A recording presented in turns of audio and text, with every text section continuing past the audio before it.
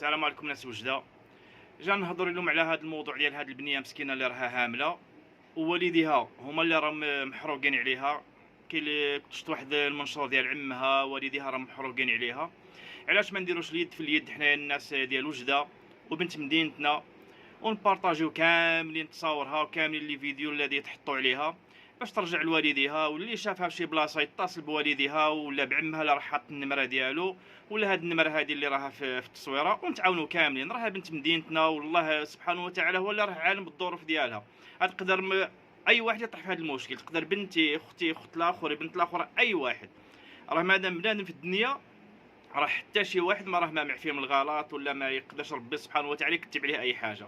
ولكن واحد الحاجه، لو كانت شي فضيحه ولا شي كارثه ولا شي شوهه، كرا كلشي يهضر وكلشي يبارطاجي وكلشي يكومونتي تما، كلشي يوليو في لي كومونتير يوليو مثقفين وواعيين بصح باش يعاونوا هاد البنيه مسكينه ترجع لوالديها ويردوها لوالديها ويعاونوا العائله ديالها اللي راهم كويين عليها.